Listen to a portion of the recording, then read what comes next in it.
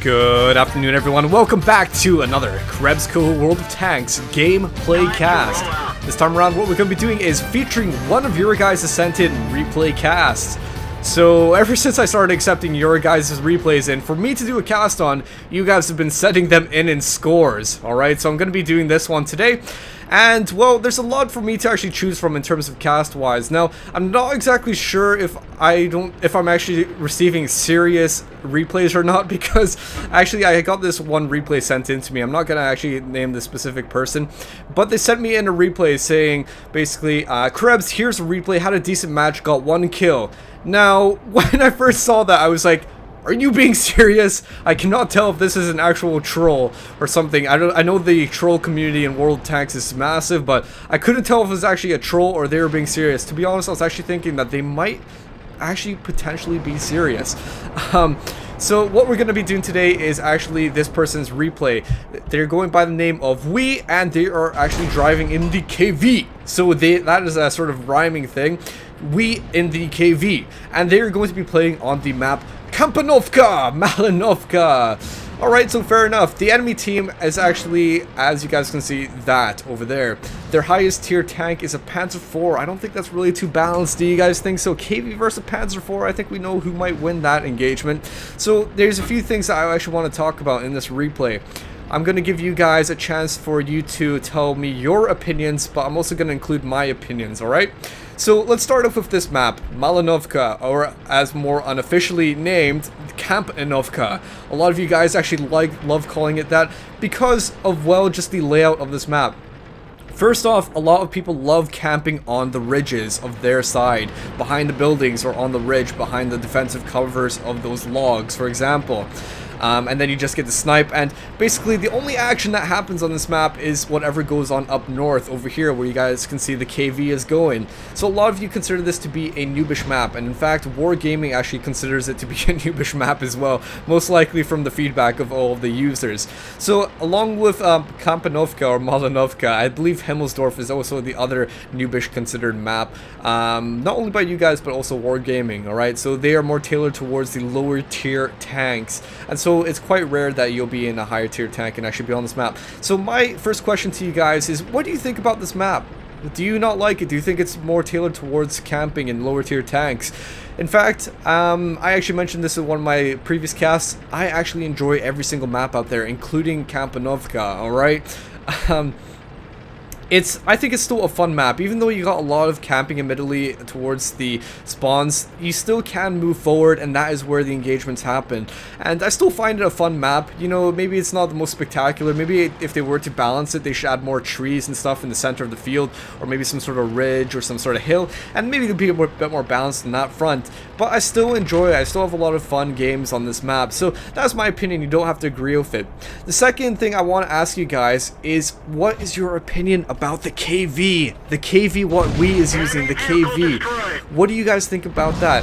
Initial opinions from a lot of people is that they believe the KV is overpowered. Now, hopefully by watching this replay, you guys will get a little bit of a gist of what the KV is like, particularly if you don't own the KV and drive the USSR tanks. Maybe you could get a general gist of what the KV is like. Now, pros and cons of the KV. Yes, the KV, once it gets its upgraded turret of, I believe, a 155mm gun, it is amazingly powerful. Look at that, single shots killing tanks. I'm no stranger from this because I've been killed many times from KVs. I don't actually own a KV, but I've been many times killed by a KV, especially the 155 gun. It's absolutely massive and absolutely powerful. Now, that is the pros and cons. Heavily armored, pros, heavily armored, very heavily armored, hard to penetrate from just about every angle, and also massive, powerful gun. Cons though, massively slow. It's a lumbering giant, that's what it is. If you want to think of it or compare it to something, compare it to like the giants in Skyrim, the Elder Scrolls Skyrim. They're so beefy, they have a lot of health, they do a massive amount of damage, but they are sort of these lumbering giant beasts, right? And that is sort of like what the KV is, this lumbering giant beast. In order to take out a KV, you obviously need more higher penetrative guns, a higher tier tank, or some sort of artillery. The slow cumberness of the KV makes it a hot artillery magnet, and this is what you'll probably notice from a lot of this replay over here, is that artillery will try to kill this KV, and just because it's such a slow target, like look at that, it was so damn close to being struck in twice by artillery. Very, very lucky to actually just get out of the way there, just by centimeters there, absolute centimeters. But it's so effective on taking out the tanks. All these other lighter tanks, the Panzer III over here and the B1, they're just skimming it. They're just bouncing off. We didn't even scratch him, basically, right? So difficult times. I believe the weak point on the KV is actually its turret. Its turret itself is the weak point, and also the back of the turret, I believe. Maybe like the bottom back side of it, I think, are the weaker points. Don't hold me to that. I think it's actually around the around those areas. But you know, the KV is definitely a lumbering giant, as we keep on stressing here. What do you guys think about it? Do you think it's too overpowered? I don't know. To be honest, like, sometimes I do feel that it's too powerful, but then again, just looking at how slow it is, if you can actually manage to get a KV by itself, you can easily get around it. Its traverse speed for its turret is amazingly slow. Its traverse speed for its actual body is amazingly slow. So I suppose those are the pros and cons. What do you guys think? Just let me know in the comment box below of what you actually think. Now, one thing I have noticed with him is that he's actually equipped a huge amount of HE rounds. What you'll notice with a lot of tanks, especially if you play this game regularly, is that with your tanks, you will actually equip a lot of armor-piercing rounds rather than HE rounds, especially considering the changes towards the armor and how HE rounds work in this game. I don't exactly remember which patch it was, because I quit the game at that point, but when they actually made those changes, they severely changed how the HE does damage, and so it's kind of unusual seeing a tank using HE, but there is a reason for that. Okay, as we were saying about the KV with its 155mm gun, oh my gosh, talk about penetrative capability and damage from that weapon. So basically, there's a complete disregard of AP for the KV, especially for lighter vehicles that it can easily penetrate. If you have, let's say for HE and AP, HE does more damage but is less penetrative. Doesn't really matter for a huge turret like on the KV, where it can easily penetrate lower tier tanks, and by having the HE, it does a mass amount of damage as well. And if it can't do penetration, then it can still do quite a bit of damage by just dinging off of them, right? So that is why he has HE compared to the AP, just trying to maximize his effect of how much he's going to be doing in terms of damage, right? Okay, so overall what we've got right now is just a literal 2v3 artillery game. The only difference here being that the KV is on the field. Apart from that, it's an artillery game. So we've got a Vespa left on the allied team, I suppose you could say. I don't know what to call it, because the games are all mixed up. Obviously you have USSR with Axis with Americans, so you can't really say it's allied, but let's say the team that I am watching at the moment is the allied team and the other team is the enemy team, for example. Okay, so on the allied team what we have is the KV and the Vespa.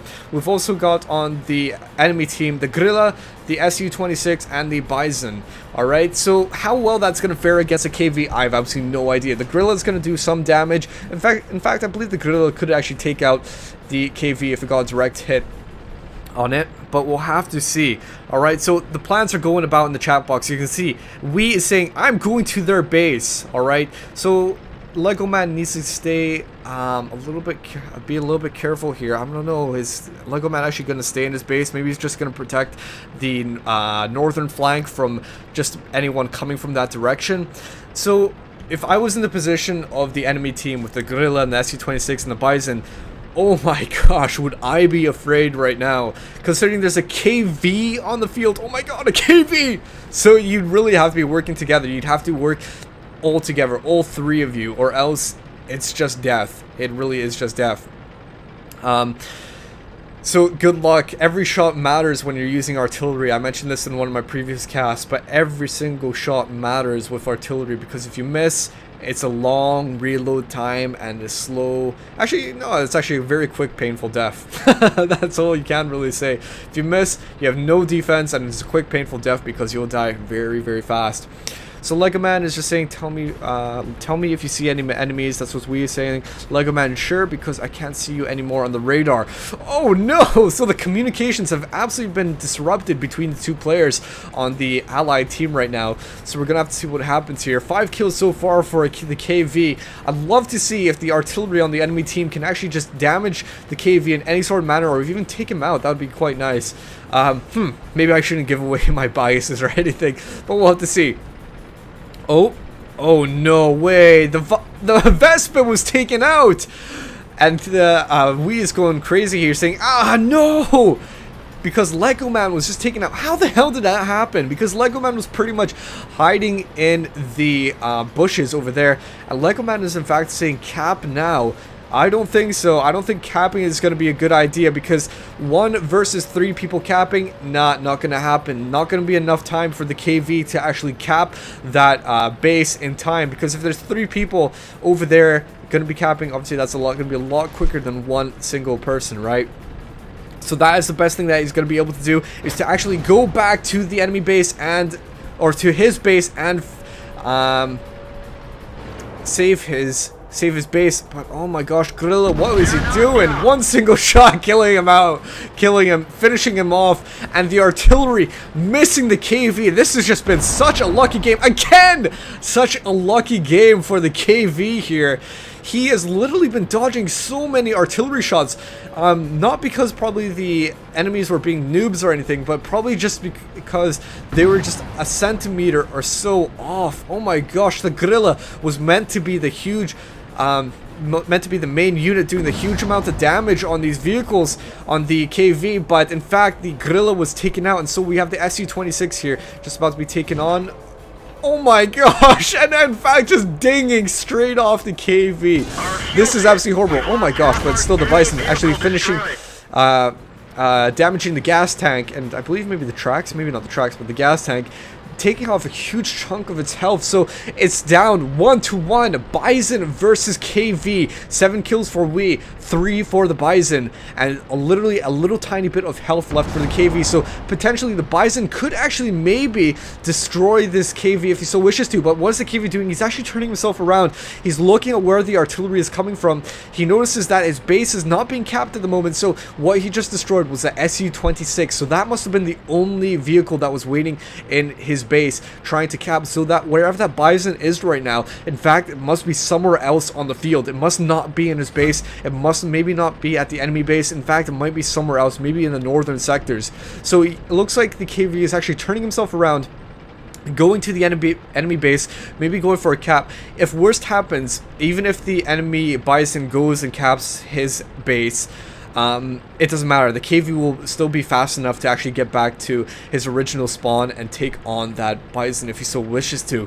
Alright, so I want to see what's going to happen here. This is really tense. The KV, it's not like the KV's like still got full health. The KV is way low on health. A single shot from the Bison could take out this KV if he so wishes to, and considering the Bison is just going to be waiting somewhere and this KV is going to be moving around, such that the KV is such a massive object, the KV, I would say, is at a big disadvantage here because he's moving around constantly. He's a massive object, so the Bison is probably going to have a good sight on him if he's in the right location, but I'm not exactly sure what's going to be happening here. In fact, we've got the enemy base being captured and also the friendly base being captured, so both bases are being captured. What is going to happen here? Is the KV going to turn around? In fact, what I'm going to do is speed up the replay, in fact, a little bit just to find out maybe a general idea of what's going to happen here. Okay, and I'll go back down to normal speed. It looks like he is going to stop and keep capping the enemy base whilst the Bison is returning to the enemy, to their spawn, their original spawn. Alright, fair enough.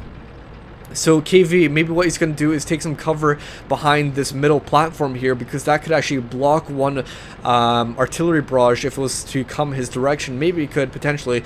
I don't know, maybe he's just going as far back as he possibly can, just trying to dodge the artillery from shooting him at all. Fair enough. I sort of love what the Bison was doing. So it was pretty much neck and neck. I mean, the KV was leading by 3 points or so, but still, there's always that sort of delay between capping a base and then actually finishing the game. So even if he didn't, manage to stay in the base, if both people were in the enemy bases, they could maybe have made the game come to a draw. Although you wouldn't get as many points, would you? So I suppose all or nothing. There you go. The KV coming out as the victor. The Bison probably approaching it from the wrong direction. He maybe should have came from the side where the river is, not the lake that's over here in the center where the cliffs are, but over on the river on the left-hand side of the map. I think that would have been a better place to go for, rather than straight through the middle, because the KV was anticipating him from coming from that direction. So unfortunately, the Bison being taken down, but the KV being the victor this time around. Hope you guys enjoyed this cast, but let me know what your opinions are on Malinovka or Campinovka and what you think about the KV. Is it overpowered, underpowered, is it balanced? Let me know what you guys think. Also, if you want to send me in any replays, just check the email description or in the description box below. I will have my email if you want to send me in your guys' replays for a future cast.